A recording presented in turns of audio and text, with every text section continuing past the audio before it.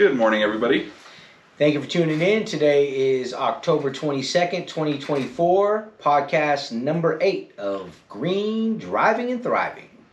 Yep, we're excited here to continue our extreme weather series. Absolutely. Yep, and extreme driving conditions. Yeah, Yeah. right. Yeah, no, we covered high wind so far, and we covered rain, and we've had a little of both. Yes. Yeah, we've gone through kind of the gambit, in typical California fashion. Yep. If you don't like the weather, wait 15 minutes and it'll change. It will change, absolutely. So today we're going to talk a little bit about weather conditions that, here in the Bay Area, realistically, we don't see too much. Yeah, no. Right? Yeah, we're going to be talking about, snow and ice. Snow and ice, and we kind of, it's you're most likely to see it as a Bay Area resident when you go to Tahoe, right? Yeah. And we all seem to make that trip every once in a while. So just, we're going to touch on that just because it is such a popular destination, and although we don't face those conditions regularly, they're very important to have some base of knowledge before you start driving in that weather. Is that right, Mike? Absolutely, absolutely. It's one of the more hazardous things, and mainly because we don't see it. Right. If we see rain, sometimes not. Right. Not too often, but sometimes we see a lot of rain. But the drivers have never experienced it. Like, say if you grew up here in the Bay Area, and you are in Wisconsin, right? Yeah, and it snows, it's a different world. Entirely different world. Yeah, you're going to be unprepared. Yeah, absolutely. Yeah, I think living here in the Bay Area, I could less than a handful of times where I've seen snow on the ground, right? Mm-hmm. And it lasts maybe half a day or something like that, right? Yeah, you see the dusting on like Mount Diablo, or the South Bay mountain range, the Mission mountain range, whatever it's called. And it's always like, woo, big special day, right? Yeah. So tell me a little bit about it. What kind of considerations do I need? Let's just say it's, again, let's not just say it's a light snow day here, but we're in Tahoe, we're in Wisconsin, we're somewhere where there's actually some snow. What are some of the things that I need to be thinking about? Okay, so as a driver, it's more important for you to think about the safe driving than getting to where I need to go. Right. Yeah. Because you're right. in the snow, that's when all these hazards become extrapolated. Yeah. For example, rain, the slippery road. Yep. What's more slippery than ice? Yeah. Yeah. So that's the big thing that I would worry about would be ice. Yep. And then we also have to worry about visibility. Yeah. No, so again, I always feel, right, that we have to caveat this as professional driving instructors.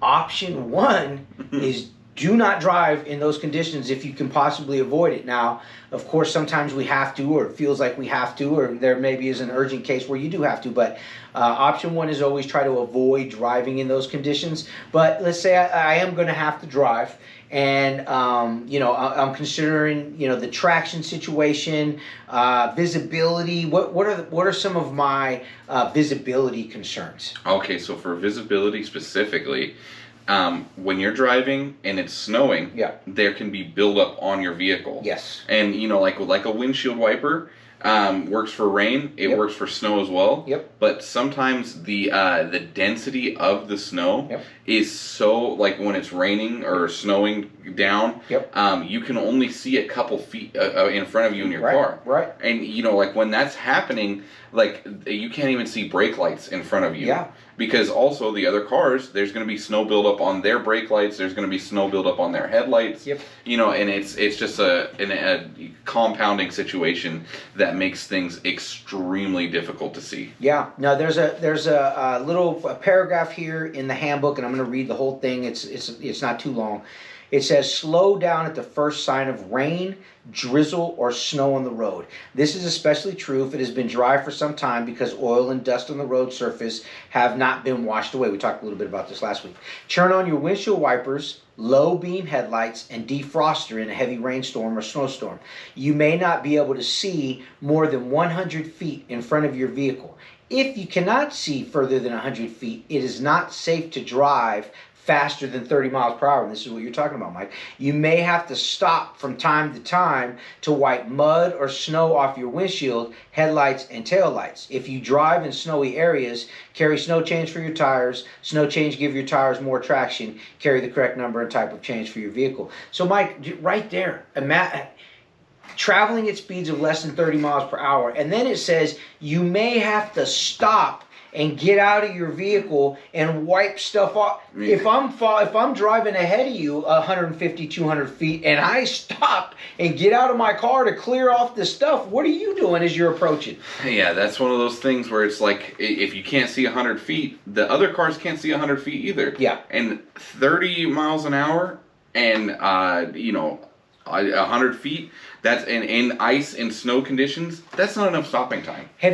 We've all seen these videos, right? Where like there's like a residential street or something and a little hill, and cars come over the hill, and then as they crest and they look, they're like, uh-oh, there's a bunch of cars stopped, and they hit the brakes, and then they just slide down. And even slow, sometimes it's just a slow hit this car, spin off that car, hit another car. There's no control of the vehicle at that point. There's absolutely no traction. No traction at all. And that's one of the things that, like these weather conditions bring. Yeah. Is like that road in a typical day is absolutely traversable. Easily. But with sub-zero temperatures and maybe a night of snow, right? Yeah. It's game over. Yeah, and you get one of those situations where the sun comes out and then it becomes water, and then whoop, it freezes back. Now you have an ice rink on the road. Yeah. And you and I were talking a little earlier.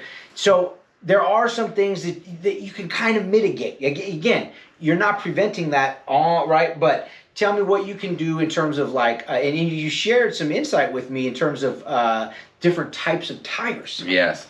So one of the things that we've always, California kids, we don't deal with snow very often. No, we don't. So we don't change our tires for the winter. And that doesn't even make sense. Yeah, we were like, what? I have to have 2 sets of tires? Right. In most of the country where it snows, they have 2 sets of tires. They have a different understanding. Yeah, they have a different understanding because they understand the tolerances of an all-weather tire versus a winter tire. Yeah. And the big difference would be is the all-weather tire, it does everything okay. Right. Right. It's okay. Right. The winter tire does one thing really, really well. Yeah. And that's drive in wet, snowy, icy conditions. Yeah. So I want you to get into that a little bit more, because in our conversation earlier, I always thought a winter tire was one with more tread, and I have what I thought all weather tires on my 4Runner, and again it's they're knobbier, it's a little deeper tread, but then you shared something else with me. It's not just a matter of tread depth. Yeah, so it's not just the tread, it's tread design. Yep. And then also in the design of the tire, the rubber is different. See, that's the part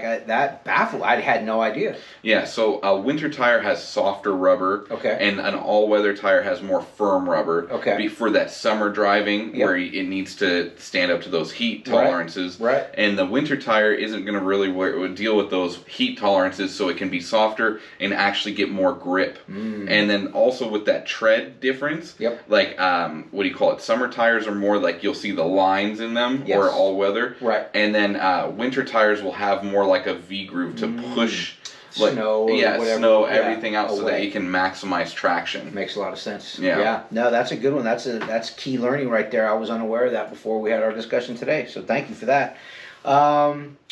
Windshield wipers. Talk to me about windshield wipers, right? It makes me think, like, sometimes you go again up to Tahoe and you see like people who have gone skiing for the day. And what do they do with their windshield wipers, right? Now, California kids, we don't know this kind of stuff, right? But you see them, they pop them up. Why do they do that? Yeah, because then when the snow melts and then the shade comes, they can actually get frozen to your windshield. Yeah. And then they're useless. You're completely useless, yeah. So one of the things is, it just like, when wet weather comes, make sure that your windshield wipers are in good working condition. Yeah. They're not falling, little rubber things falling off. Yeah. And then also, an additional thing I would recommend is, if you're going to stay in Tahoe or if you're going to go on a road trip where you may be going in sub-zero temperatures and there's a chance that it could snow, or you just if you're going in a place where it snows a lot. Yeah. Get one of those scrapers. Yeah. Because I've been in a situation where, stupidly, I went to Tahoe just on a whim. Yep. Stayed in South Lake Tahoe Casino Hotel. Absolutely. Come out in the morning, playing. I had worked in I'm like, a couple hours, I'll just drive back. Yeah. And you go and there's ice on your windshield, and you're like, okay, turn the car on, great. Right, defrost, and it's just like, okay, I'm going to be here for an hour. And you see everyone else got their scraper and going like that. Yeah. it makes the world a difference. Yeah. Now, preparation, Mike, I think, you made me think of, in general, right, again, as California people making our trek to and from Tahoe. Talk to me about what the kind of things should I be prepared for? Just the journey itself. Yeah, just so for the journey, always make sure that you are a full tank of gas. Full tank of gas. Because this is one of the things that people don't always expect. Yeah. But when there's snow, there's road closures. Yes, sir. And, like the road may close for an hour. Right. It may close for 6 hours. Yeah. It may shut down. They may send you back. They may send you back. So if you're at, a quarter tank of gas. Yeah. And the last place you got gas at was 60, 70 miles back. Yeah. And, you're in a big truck or like the 4Runner probably gets what, like 7 to 8 miles? A little bit better, but roughly. But, like you don't want to be running on empty. No. Yeah, so like it's better to fill up, like when you get the chance. Yeah. Than to, potentially. Yeah. Be in that situation where you're sitting there. Dude. And it makes me think. I'm half panicked thinking about it. I've been in that situation coming out of Tahoe where they, major road closures, and I didn't want to pay the $6.50 in gas or whatever it was in Tahoe, so I figured, well, we'll head down, and once we get down, we'll fill up when it's a little bit cheaper. And man, we were running on E. The light was on for a while. We're creeping and crawling. I'm like, dude, if I run out of gas, so definitely pay that extra $1, $2, $3 a gallon, whatever it costs. Do not go into that trek and fall under a quarter tank. Yeah, you're putting yourself in great danger. And what else do I need to have with me or in the car? So another thing for preparing for those road closures, water. Absolutely. Enough for everyone in the car for a couple hours. Yeah, at least. And then blankets. Yes. Something to keep warm. Yep. And then I always like to bring a little snack. I was about to say, I'll get hangry sitting there. Yeah. Like, you gotta have some snacks. Yeah. Like especially when you're going through, the mountain passes. It's the variables. You don't know. Yeah, like you said, 2 hours, 4 hours, overnight. Like you don't know. Yeah, it depends.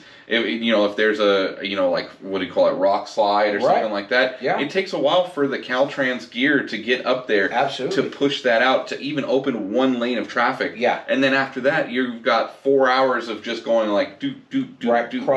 Yeah, so, and, with gas, I should also not neglect, now we're in the age of electric cars. Yes, sir. Yeah, don't try to climb the hill with less than 50% battery either. No, absolutely not. Yeah, because, it's not a good thing. Yeah. That's a definite tow. Yeah. A gas can can't charge up that. Yeah, no, we don't want to be in that situation. Okay, general rules of thumb. Again, this is right out of the handbook. I thought this was a pretty good thing to touch on. So, when it's wet, the road is just wet. We kind of talked about this more last week. So you want to slow down at least 5 to 10 miles per hour. And the handbook didn't mention this, but then also increase following distance, right? Which is kind of goes without saying. If the road is packed with snow, right, it says to reduce your speed by 1/2. So, right, and that to me, like, that could be a little fast on packed snow. Like if it's a 65, 30 something, 40ish, it could be a little fast on snow. That's one of those things where it's like, the speed limit is 65, right? But you only want to go as fast as conditions allow. Yeah, and packed snow, especially for someone who doesn't. That's what I was going to say. Doesn't have that experience, is not comfortable, doesn't know what it feels like. A little, like, a little give. You turn the wheel and it takes a second for the car to start moving. All those factors with the inexperienced, Mike. Again, I go back to caveat 1. Don't do it. Right. Yeah. If you can avoid it, if you know a snowstorm's coming. Yeah. And then the worst, right? We've already kind of touched on it, but ice, right? The full iced out road, 5 miles per hour or less is what the handbook says.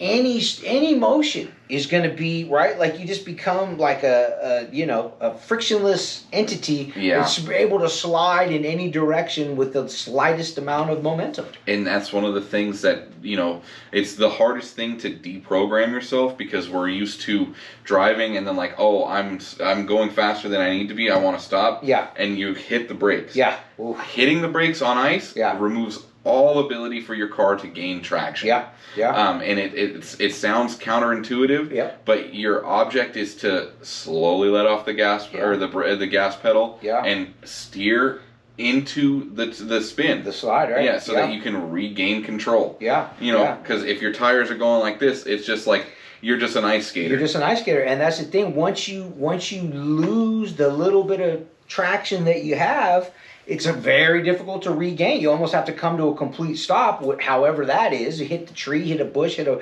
guardrail, whatever the case is. But it's, again, man, to me, avoid it. Don't do it. Don't do it.